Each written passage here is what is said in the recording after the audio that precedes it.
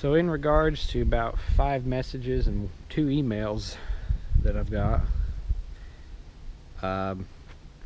reason I haven't been making videos is because, well, it has been cold as shit lately, and now that it hasn't been, I've been building this, and I didn't hardly feel like it was worth making a video about, because it's just a 10-inch lift. I also got an axle paddle that I'm making for the same person, and quite a few gear reductions here and there. But this is just before dark, as I had to replace the starter in my truck, so I'm not even going to mess with this today. But I'm waiting on shock mounts anyway, so I'd have to start on the stretch. But so far, other than the fact that side's higher than this side because this bolt is holding up on the tie rod, aside from that, it is about perfect, and I believe that it's going to really end up being about a 10.5 to 11-inch lift, because that axle is extended all the way, and that one is almost right where it needs to be actually. But whenever I measure that, it ends up being like a 10.5-inch lift compared to stock, which is quite a bit still. And I happen to have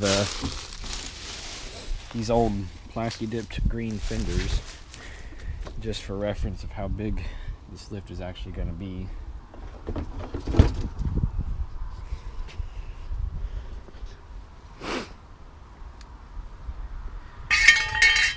And but yeah, pretty much that's why I haven't been making any videos. Now that it's kind of getting warmer after I get this lift done, I plan to try out that blue bike. Other than that, I've been doing a whole bunch of reduction stuff, messing with some bigger prototypes, bigger than 62%. Not going to say how big, but I will tell you it's over 75 but less than 80. And other than that, really, we'll be going to the Gregory Lake Mudfest in April, and I've also got 1 or 2 testing rides for my bike sometime soon.